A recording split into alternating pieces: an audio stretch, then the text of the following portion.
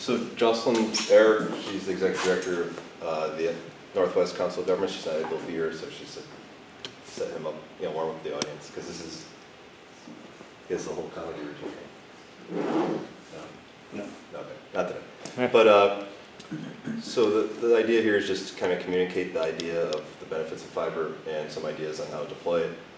This is not the next step tactical plan that's coming. There's a lot of things happening as we're trying to learn a little bit more about the pathways to move this forward.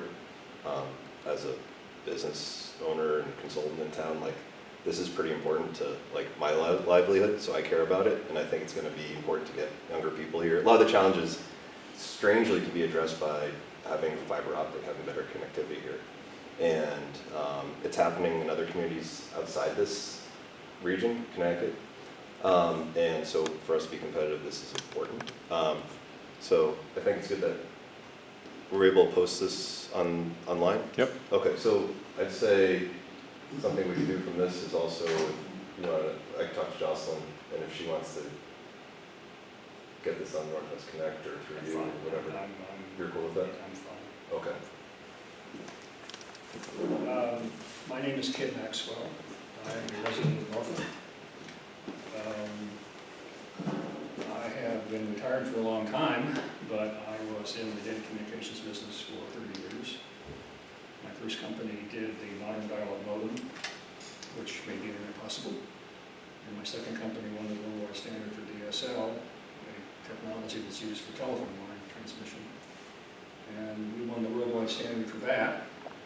And you probably don't know what orthogonal frequency division multiplexing is, do you?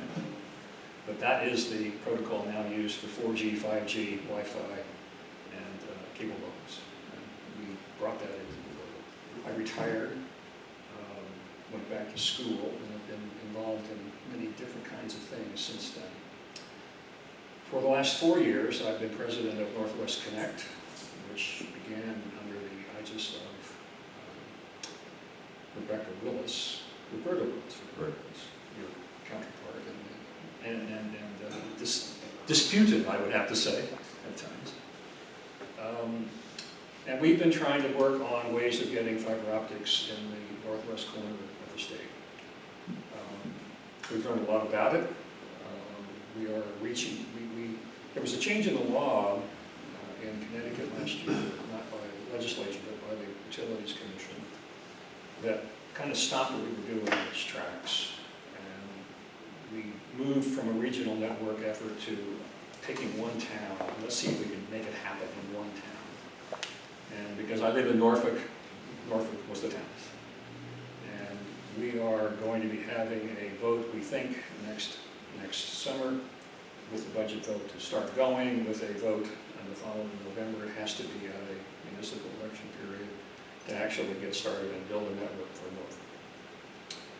This presentation is, however, going to be a very high-level presentation. It isn't specific to any one town, despite the obvious reference to this building.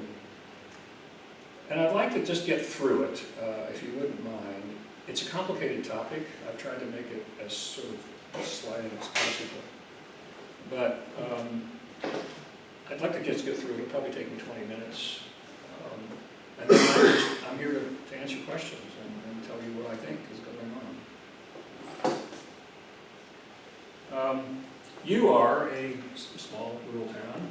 You're actually smaller than Norfolk in size, but larger than Norfolk in residents. The good thing is your 46 miles of road is not very high, and the cost of this network are going to be road miles, because you've got to move wire along roads. The problem of rural communities is there are a lot of roads and not very many people. A telephone pole system here may have 3 poles per home. A telephone system in Hartford may have 3 or 4 homes or an apartment building for each pole. And so costs become magnified by the size of the community. You have 886 homes, according to a survey we made of cable televisions, which means there are about 400 homes in Morris that don't have any broadband as presently seen. Now, people may be using satellite, people can be using DSL, but those are all now substandard. You have a very, very strong website on Wikipedia. I think you probably have contributed to it. No, the back row. Anyway, it's It expired. well, it's an opportunity that I have surprised other communities don't take. But it's a beautifully written, riveting history, and you would want to come here. Well, in the very last paragraph, it says these many community organizations are worrying about fiber optics, and without saying any more than that. So I'm going to try to answer the question: why is it in there? Why fiber optics instead of what we have? Well, the easiest answer is it's the future. Everything you have now is the past. At some point, it's going to be really the past, and the future better be here. Communities of our size have a tendency to be last. We were the last to get touchstone dialing. We got 4G in 2018 when it was available in the rest of the country in 2010. It would be good if we could avoid that around the road. Now, there are a variety of network possibilities for broadband. One of them is cable television, which you have here in Morris. Telephone networks can be upgraded for higher speeds, but in rural areas they aren't. It's way too expensive. So the speeds you get off a telephone network are in the 4 to 6 megabit per second range. You can't put an HD stream across that. HD takes 7 megabits per second. If you want HD from Netflix, you can't get it on a dial-up line. 4G is averaging 18 megabits. It can get down to 5 with traffic. It can get up to 200 in certain circumstances, but it's not a reliable network for permanent use. And 5G is extremely expensive and isn't coming here for a very long time. A Verizon spokesman last 2 weeks ago at a meeting said, we're not even pulling trunk wire to the rural regions of Connecticut. That's all 4 corners. Well, they'll do the I-95 and I-89, 91 corridors, but the rest of the state's going to be stopped. So the satellite's way too slow and the delay is terrible. Fiber optics really is the future, the way we have to get going. The benefits are, and I'm going to repeat this slide, and this is a slide you see on every presentation. Economic development happens. You get universal service, everybody has it. You're spending $6+ billion a year on schools. Some of those kids don't have access. They should. Telemedicine is going to happen. It's not a big deal now, but 10 years from now, everybody's going to have something in their home at our age, especially, that's either sitting on their chest or is on some machine. And they produce gobs of data, and it goes upstream, not downstream. If we do it soon, a year or 2 from now, we're going to be ahead of the game for the change. It always improves home sales. It improves municipal revenues if you get population growth, and home sales go up, the grand list goes up. If you keep the mill rate can go down, you don't spend any more money. And it helps fill mobile gaps. So let me say just a word about that. When we first started this was going to be the big reason, but when I started talking to mobile companies, they told me that they're not about ready to put the stuff at the other end. You can put an antenna up, wire it up with the fiber optic lines that are supplied by us, and maybe you even pay for the antennas, but you have to have some stuff at the other end. And so we stopped saying that was the big deal, but now I'm back at it, and I have this vision that we can talk some of those companies, Verizon and AT&T, into using our wiring for 5G, which is never coming here on their own nickel.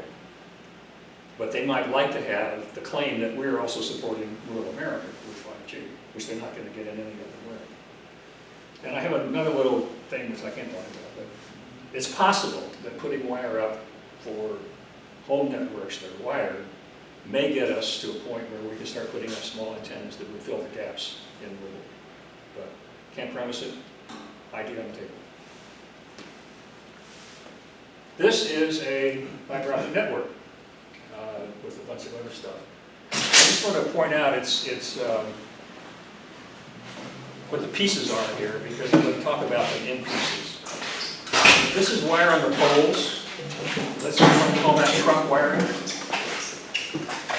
And it's useful to think of this as you might think of a sewer system or as a road system where we have roads that are owned by the city or a trunk system and a sewer system that go under the roads. There's then a connection from the cable or underground that goes into the house. That's called drop wire. That's not the last mile, it's the last little bit. Inside the house is an ONT, that's called optical network termination. That is a piece of electronics, it's a box, I should have one here about this big. It converts optical signals to electrical signals and then does things with them so that you can connect an Ethernet link into it. That goes into a Wi-Fi router. You all have them in your homes now, right? A Wi-Fi router of some sort. It's connected up either to a cable TV line or something else. No different here. It's just that its speeds go way, way up. Some of this can be underground, although in towns like ours, probably very little, if any, and it's more expensive. Those all comes back to a distribution center. This is usually a switch. You have schools here that are connected to CEN, right? The Connecticut Education Network. That may be a place where you would terminate this because we're proposing to use CEN for backhaul. From there, you go into the internet. Probably someplace not here, but someplace distant from here. But this is already, all the wiring here is already done. You have wire on fiber optics on every pole in the major towns in this, major cities in this town. You just rent it, and you get wherever you want to get to with it. Speed, however, is the game, at least for most applications. And I want to leave with you this slide and a few others to start respecting how fast things have changed. In the year 2000, the average speed was largely dial-up. It's about 30,000 bits per second, 30 kilobits per second, 0.003 megabits per second. In 2010, the FCC finally said, well, things have gotten faster, and the minimum for broadband was 4 megabits per second downstream, 1 megabit per second upstream. And that's because most of the stuff, television, email, comes down, control signals go back up. That changed 5 years later, and it's now 25 megabits per second down and 3 megabits per second up. That's the definition of broadband by the FCC. You can't get that over a dial-up network. You have to use cable television or, in some areas of the country, a sophisticated form of DSL or fiber. Today, about somewhere between 12 and 15 million homes have fiber. The rest have something else. So it hasn't gotten very far yet. There's huge pressure on speeds. Some of these things you recognize. 4K television takes 30 megabits per stream. 8K televisions take 90 megabits per stream. You may say, I don't want one, but you said that before you got to HD, right? And did you ever watch anything but HD? These things, you can't buy a 50-inch television that doesn't have 4K in it. And Samsung is out there with 8, and you're going to, in 3 or 4 years, you're going to be buying 8K televisions, whether you like it or not. Internet of Things is going to explode. The number of devices in our home, little sensors, little transmitter going up to the Wi-Fi. And everything you buy 10 years from now is going to have one of these things in it. They're going to tell the manufacturer what you're doing with it, which you're not going to like, and you think your privacy is being invaded, but we'll all live with it. Virtual reality, an application people have been promising for 20 or 30 years, will come, but it's going to take a real change in the way they manufacture the headsets. And to do that, you've got to remove all of the processing that's on that headset to keep the battery life down and make them look like sunglasses. That means instead of having 3 or 4 megabits coming in, you're talking about 2 gigabits coming in. That's going to happen. Maybe not in our lifetimes, my lifetime, but you guys are young. Video games, they're getting faster and faster. There are lots of applications that are going to put real pressure on speed, just as they have in the past. Now, fiber optic networks are going to look expensive, but they aren't very, compared to roads, compared to sewer systems. This is the cost of a network for Morris. This is not a plan. This is just what somebody came in here and said, what was it going to cost me to do it in Morris? This is what it costs. It costs about $50,000 a mile to put wire on the poles. Every wire has a little tab on it. It comes off a little connector. It just sits there until somebody connects to it. It's like a plug and jack. It takes about $1,000 to put wire from the pole to the home, and the home electronics. There's a box on the outside that goes in, goes to the home. A little box inside called the ONT, power supply with a battery in it that gives you an hour or two of life when everything's out. That's about $1,000. That's a number that's almost canonical. The rest of it, you have to terminate on the other end, if you remember that diagram. You've got transceiver on one side, you've got to have a transceiver on the other, because light only goes so far. And that's, for this town, would be about $400,000 to getting back up, getting the switches put in. That's a total of $4.1 million. It's about $3,000 a home. If you bonded it at 4% for 20 years, it's about $18 a home. That's not building roads. It's much, much cheaper. Now, there are two business models that are basically private-public partnerships of some degree. This is the one that we're doing in Norfolk. And the town will put the wiring on the poles. That's the most expensive part. As soon as you put the wiring on the poles, the private partner is basically saying, I have to get into the home. That could be anywhere. It could be downtown Hartford. It could be here. The cost to them is essentially the same. The cost of the town to do that is, in Morris, roughly $2.3 million, or $1,770 per home. The nice thing about wire, there are no electronics. It never breaks. It lasts for, not forever, but it lasts 40, 50, 60 years. And instead of requiring 20 years, you can get 40-year loan terms. At least the Department of Agriculture has told us that they would be willing to talk about 40-year loans. They were talking about 3%. I stick 4. And that gets you to a cost per home in Morris of $5.90 per home per month. The private partner comes in and does the rest. Now, he can make money because he hasn't had to pay for the rest of it. He can't get to $5.90. That's per home. The private partner comes in, he gets 40 or 50% take rate. His costs have to be over the number of people he's serving. If it's only 50%, that number doubles, because it has to be only over the people that he is serving. And he can't get 4%, and he can't get 40 years. He's going to be at probably $15 to $18 per home by the time he's finished, and he can't afford to do that. It won't come back in revenues.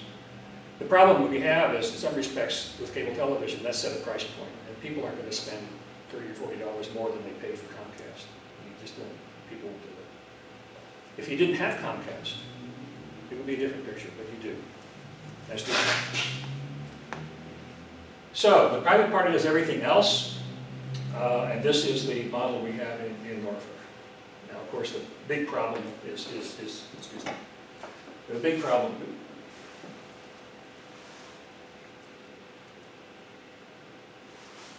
psychological problem is this. This is a tax, no question about it. However it gets set up, it's a tax.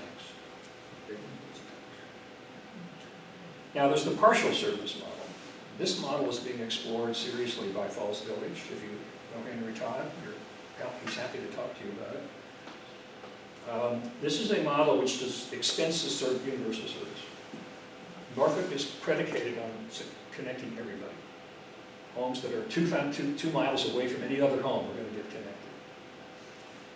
This is a model where you can take a town cluster, say where are the towns close together, you can figure out what everybody is, hook them up with fiber optics, and then all the other towns, other homes in the community are done with line of sight microwave. Much slower, could never get to a gigabit, subject to rain and other things.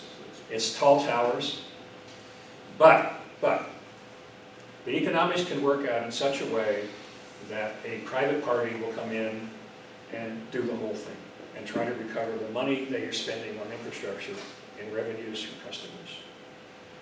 Tends to be more expensive. Henry's talking about $95 a home per month for the service. And he thinks he needs about 60%, these are his numbers, 60% take rate to get there. That's a tough thing, but maybe you can get somebody to do This happens to be a much more common model in many parts of the country because it doesn't require municipal money. Now, why are we pushing on universal service? It's a little fatuous, but it really does come from the iPhone. Everybody has one. I presume you all have one. I presume you wouldn't give it up. I've asked this question every time I've had you have too. You know when the iPhone was invented, when it was first came into the market? Guess. 2007. Here's what happened. 2007, Apple introduces the iPhone. 2008, Samsung introduces its version. By the time we get to 2013, 1 billion a year are being sold. 1 billion, not 1 million, 1 billion. 700 billion smartphones have been sold in the world. That's almost as many people, as iPhones, as there are people in the world. 700 billion. It's estimated that 400 billion are still in use. There are more smartphones in the United States than people. They are part of our lives. And it's happened like this. It's happened for several reasons. One is Moore's Law. Moore's Law says transistors on semiconductors, chips, go double every year and have a price every year. So modems that we made in 1980, they could go 1,200 bits per second. Could go 1 gigabit per second now with exactly the same technology because the chips can do so many more things so quickly. But one of the keys is that because of those modems, we used all the existing wiring for the system. Unlike electricity in 1880, which had to start pulling wire everywhere, or unlike telephones in the same period of time, they had to start pulling different wire everywhere. All the wire was in place. We could use telephone wiring, we could use cable TV wiring, and all of a sudden we had broadband everywhere without a single piece of wire being required. So in 10 years, 8 years, we have gone from a country and a world that didn't need this, for the most part, to a country and a world where it's absolutely essential. Absolutely essential. It's unprecedented in history. And what's happened as a consequence is that the government policymakers, which are slow, ponderous, difficult, we wait until things happen before things happen, have not adjusted to the fact that this is the case. And this is true not just in Connecticut, this is true in Washington, it's true in every other state. These things have become as important, but they need broadband networks. They are essential infrastructure. Everybody should have them. This is the view of Norfolk. Everyone should have the latest. Why slow people down? What are the payoffs? Why do this? The best thing for us is work at home.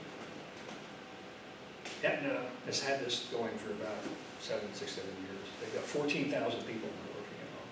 They claim to have saved 25% of real estate, 750,000 miles, and $50 billion in taxes, employees. And it works great. It's growing. It's not growing, leaps and bounds, but it's growing. The theory is this. We are a beautiful area of the world. You drive around here and you just gasp. This has been great, right? The colors are fabulous this year. You want to get in your car and drive. It's so beautiful.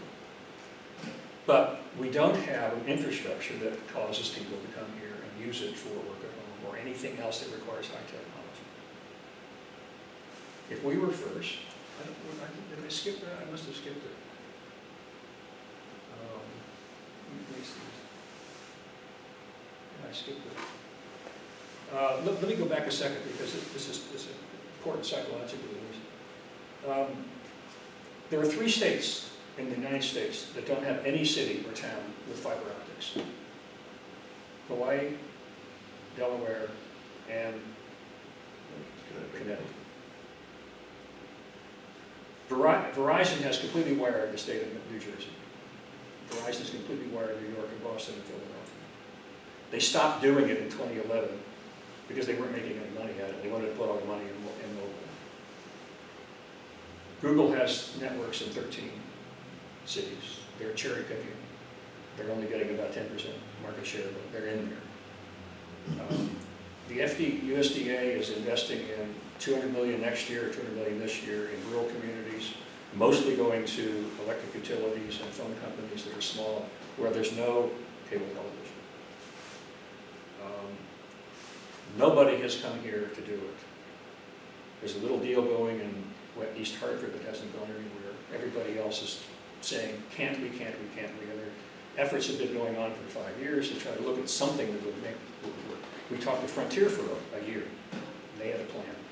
Every one of those plans required a tax. Frontier wanted $20 a month per home for the first 5 years, and $10 thereafter, regardless of whether you took the service or not, which is basically a tax. They can't afford to do it on their own. We're the only state, except for I don't actually know. I say Hawaii and Delaware because I don't have a record of any. I have a record of every other state. I don't have. No, they could have them too. I know we don't have them. So the opportunity to do something here is still available. I know where every town is doing. You move here, anywhere in this region, you've got a shot at being able to get people here because you're not competing with any other place in the state for a while. Eventually, of course, we're all going to have it, and then you lose everything. The nice thing about work at home is that it really does favor precisely the right kind of people. It's people making $100,000 a year, they've got college degrees, you can trust them. They're in the ages of 25 to 40, they're going to have kids, they fill up the schools. It's something that should happen, we should be pushing on pretty hard. I said all that. Now the other things are just as real. They're just a little harder to put your arms around. Ben and I and others have been working on all kinds of little ideas about how to make broadband look like something that could be done, that could invite other kinds of businesses here, but you have to do a little more than just put the network in. Telemedicine, I went through all these before, but telemedicine is going to happen. We do need to be there. Home sales will improve. It'll be fabulous. So, that's the end. Let me just say, moving forward, you can stay in touch with Norfolk. I can give you the names up there. It would be good to stay in touch with the state. They're doing things which make sense in some respects and don't make sense in other respects. They could have helped us a lot last legislative session and chose not to, and that was our fault. I mean, not me personally, but the people who wanted the legislation to go through did a very terrible job of trying to structure it, explain it, and it's our fault. But next time through, I hope we do better. We have a newsletter coming out from Norfolk, Northwest Connect. That will be out every month starting next month. You can sign up for it. We have news feeds also. The news feeds are just going to tell you what's going on in the rest of the country. So they're all positive. I'm not going to tell you all the bad things going on, but they're all positive. And I'm available by email. I'm not available personally after next week. But if you wish to talk about any of this, talk to me. And that's it. That's all. Questions? Yeah. So is there fiber optic and fiber optic? And let me clarify. A number of years ago, and I'm getting so old I can't remember, but I would say minimally 15 years ago, I believe it was AT&T dug up the entire north side of Route 202. I'm not sure where it started up in Litchfield, but I know it went through Bantam property in Bantam, and they had to get permission to go across my little brook and everything, and supposedly they were putting in fiber optic cable. That was what we were told. Were we being misled? No. The telephone network, I mean, think about it. We can make a call to China. We can send signals to China or any other place on it. We can send them to places in Africa that don't have electricity. The so-called last mile of that piece is what we're really talking about here, the piece that goes from the home, the business, our phone, to a switch. It could be in your school system, it could be in a box. After that, it goes into a sea of switches and offices those switches are in. And those are all connected with fiber optics around the world. From 1990 to about 2005, the phone companies spent billions building an enormous amount of fiber optic capacity in the backbone. It's called a backbone. 90% of it's not being used. They overbuilt. Everybody did it, and so they didn't need it. It's way overbuilt. So I don't know whether that's what they were doing, but that happened.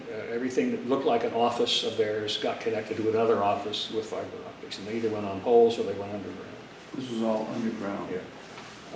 And underground is better, lasts forever, doesn't break in weather.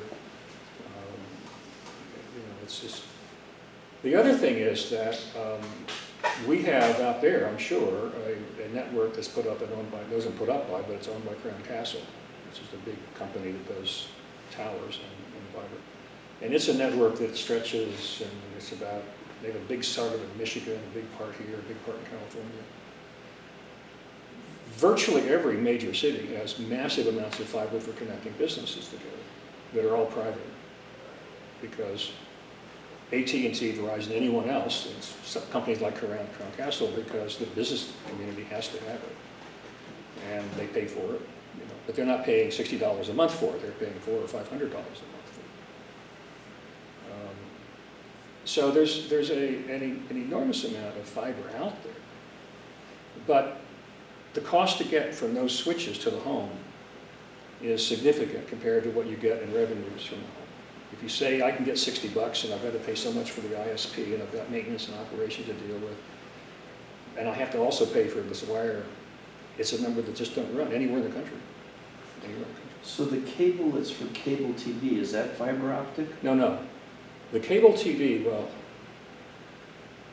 the cable that comes into your home is coaxial. Copper wire in the middle, a plastic piece around it, a braid that's metal, usually aluminum, so that you have a shield, and there's actually a return path from the braid, and then a covering that protects it all.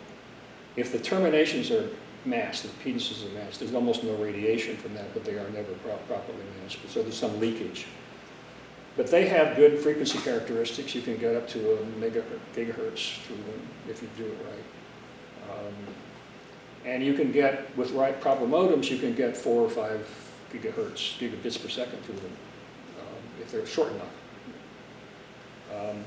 What the cable TV company did, though, when things started, they needed more and more bandwidth, the lines were too long, and so they started doing what was called hybrid fiber coax, and they started this in the 1990s. So they take from a central distribution office, maybe one of the ones to the downstation, they would go out to a certain place in the network with fiber optics, much more capacity, and then they would take the existing legacy